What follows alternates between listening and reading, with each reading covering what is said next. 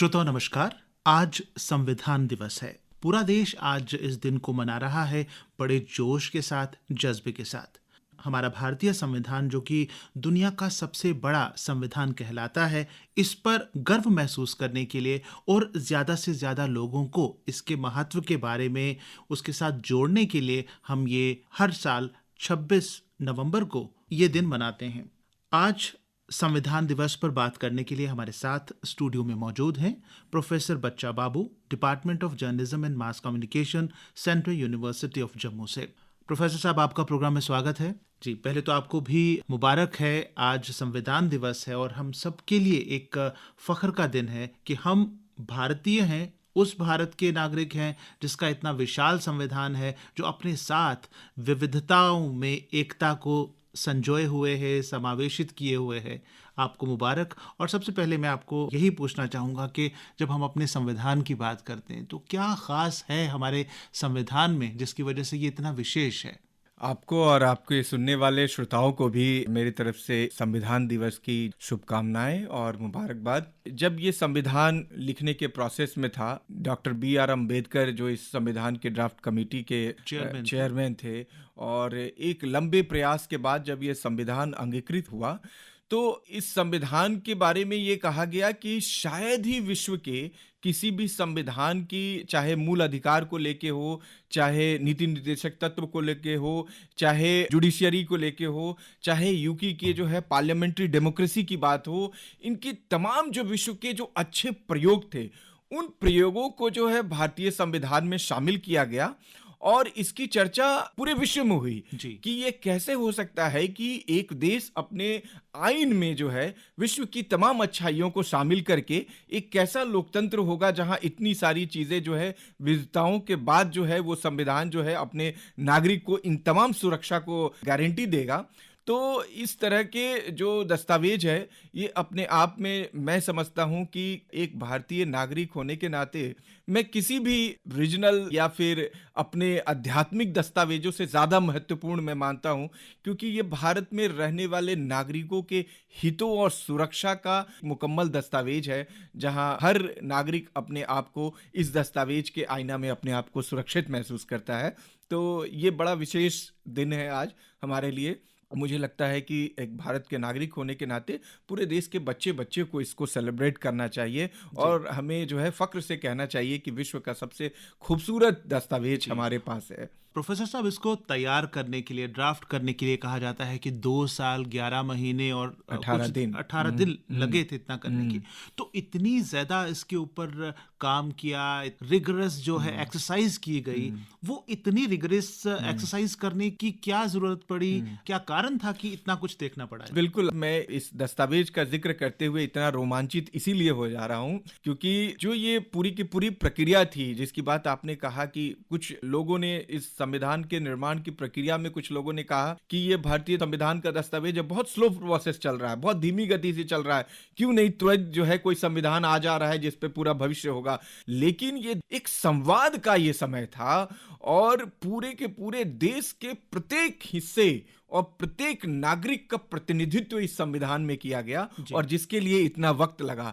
चाहे भाषा का मामला हो, चाहे मौलिक अधिकारों का मामला हो, चाहे आपके कर्तव्य का निर्धारण हो, इस तरह के हर एक ऐसे पक्ष थे जिस पे संविधान ने बिल्कुल जो है लंबे संवाद के बाद जो है हर पहलू पे गौर, प्रोज और कॉन्स क्या हो सकते हैं उस पे ध्यान। दरअसल है क्या कि 26 नवंबर 1949 को जो अंगीकृत हुआ संविधान, उस संविधान का ये मतलब नहीं था कि ये साल या 2 साल या 5 साल या 10 साल के लिए थे। ये आने वाले 100, 200, 300 साल समाज के निर्माण के लिए ये दस्तावेज तैयार हो रहा था। इसलिए भविष्य में होने वाली जो कठिनाइयां हैं, चाहे वो आप प्रशासनिक ढांचा हो, चाहे जो है आपके एक नागरिक का जो एक अपना कर्तव्य होगा, आपने देखा होगा कि हम 1949 के बाद से 100 से ज्यादा हम अमेंडमेंट संविधान संशोधन कर चुके हैं। और जब ये लागू हुआ तो उस समय कहा जाता है कि 400 के करीब इसमें अनुच्छेद थे, 395 या 96 और आज 450 के करीब हैं। तो हमारे इस संविधान में लचीलापन कितना है बहुत कि किसी भी तरह की परिस्थिति में, हालात में, कैसी भी संभावनाओं में किस प्रकार रिजिडिटी नहीं है इसमें।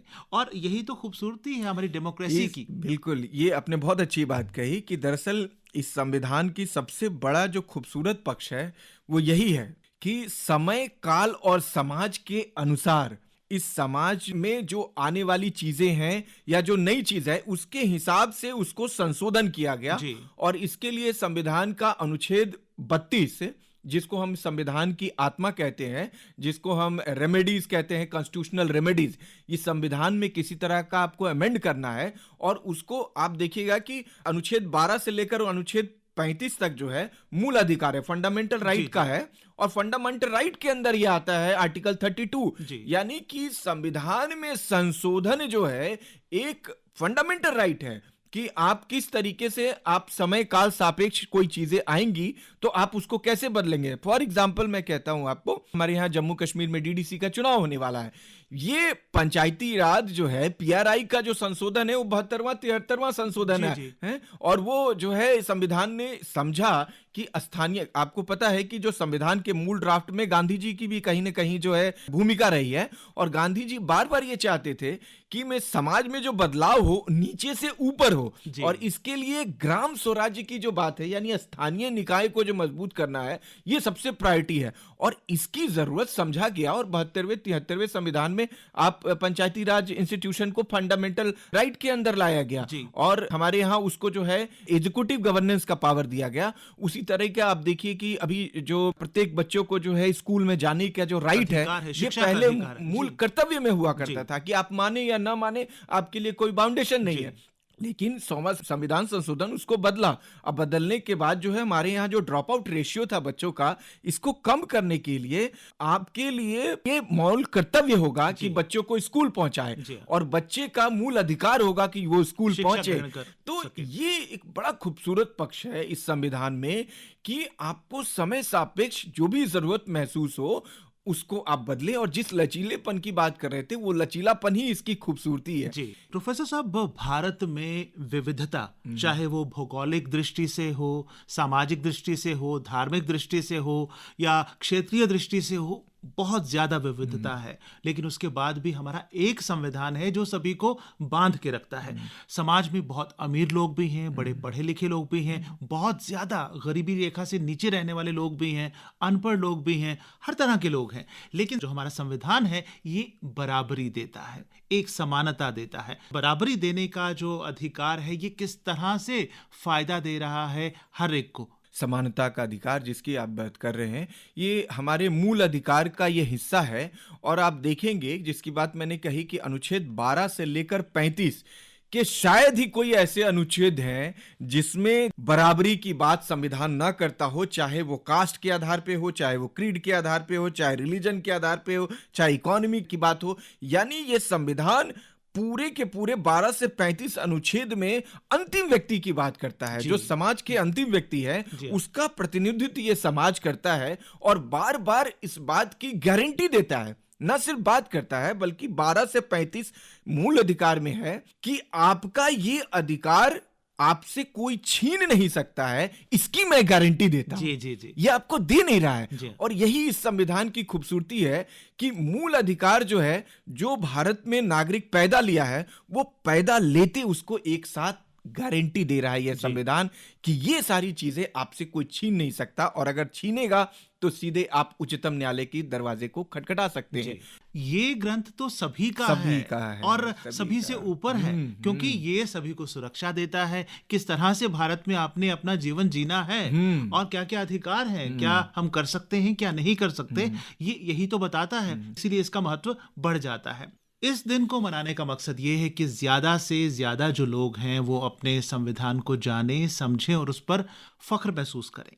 आज के नौजवान कहीं ना कहीं देखने में आता है कि इन चीज़ों से विमुख होते जा रहे हैं। उनका जीवन का लक्ष्य यही है कि मुझे पढ़ना है या कुछ सीखना है और काम करना है, आजीविका जो है उसका उपार्जन करना है। उसके अलावा नौजवानों का संविधान का सम्मान करना, उसको मानना और उसके प्रति जुड़े रहने का कर्तव्य कितना जरूरी है, इस बारे में मैं चाहूंगा कि आप कुछ कहें।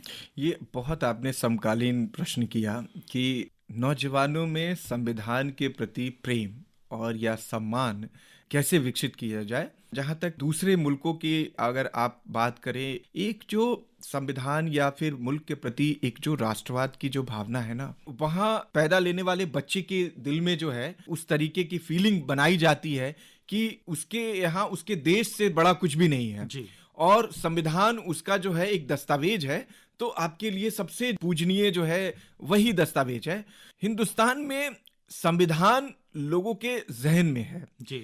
लेकिन वो दिल तक कैसे पहुंचे, वो जब तक उस संविधान के खूबसूरती को नहीं देखेगा या नहीं जानेगा या समझेगा तब तक शायद मुश्किल होगा। इसलिए आपके माध्यम से ये मैं इसको कहना चाहूंगा, क्योंकि मैं एक शिक्षक भी हूं, कि एनसीईआरटी की पहली कक्षा की किताब से हम संविधान के प्रथम पेज या अंतिम पेज की कवर पेज आप देखते होंगे, लेकिन बच्चे कवर पेज पे कभी ध्यान नहीं देते हैं क्या लिखा है उसको? क्या लिखा है उसको। वो अंदर के टेक्स्ट जिससे उनको अंक मिलता है उसकी तरफ तो वो जाते हैं, लेकिन जो उसकी पहली सीख होनी चाहिए कि एक नागरिक होने के नाते उसके संविधान के न सिर्फ अगर प्रस्तावना ही अगर समझ जाए तो मुझे लग रहा है कि वो पूरा दस्तावेज पढ़ने की जरूरत नहीं है। वो पहली लाइन ही हम भारत के लोग जब वो कहता है तभी समझ जाना चाहिए कि इंडिया जो है वी में बिलीव करता है, we the people of India, हम भारत के लोग।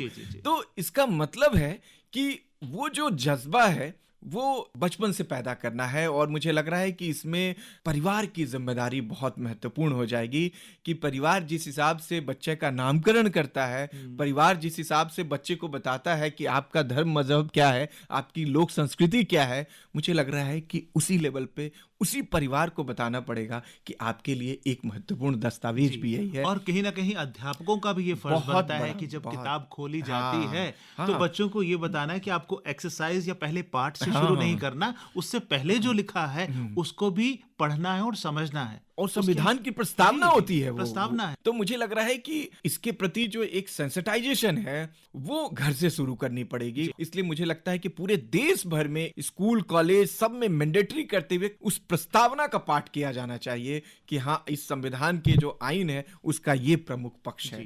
बराबरी की, न्याय की, समरसता की बात तो हर कोई करता है, और यदि इसी प्रस्तावना को पढ़ें, इस प्रेम्बल को पढ़ें, तो हम समझ जाएंगे कि हमारा पूरा अधिकार और कर्तव्य क्या है, उन सभी का ये समावेश है हमारा संविधान, ये हमें क्या क्या इख्तियार देता है। लोगों में जागृति आ रही है, बहुत अच्छी बात है, लेकिन अक्सर हम देखते हैं कि हम अपने अधिकारों के लिए बढ़ चढ़ कर नारेबाजी करते हैं, सड़कों पर उतर आते हैं। करना भी चाहिए, हमें हमारा संविधान अधिकार देता है, लेकिन कहीं ना कहीं देखने में ये भी आता है कि अधिकारों की हम बात करते हैं लेकिन हमारी ड्यूटीज जो हैं, हमारे कर्तव्य जो हैं, उनको लेके हम थोड़ा कमजोर पड़ जाते हैं या उनको अनदेखा कर जाते हैं। तो ये फीलिंग हम में क्यों है, हमारे देश के लोगों में ज्यादातर क्यों है?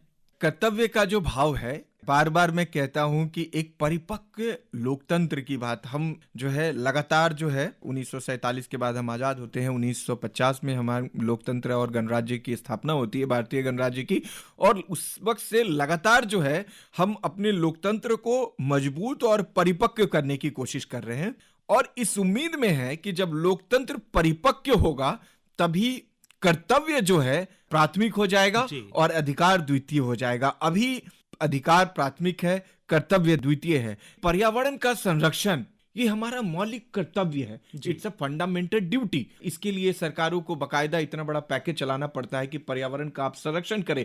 क्यों?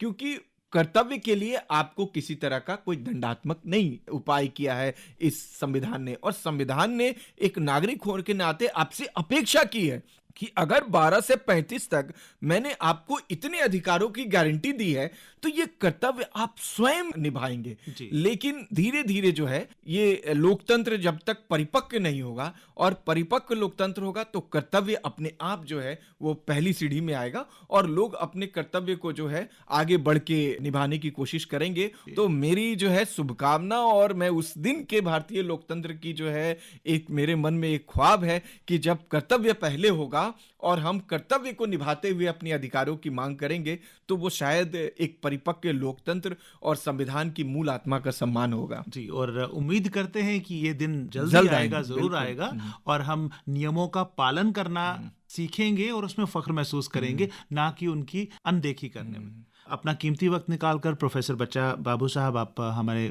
प्रोग्राम में आए, आपका बहुत बहुत शुक्रिया।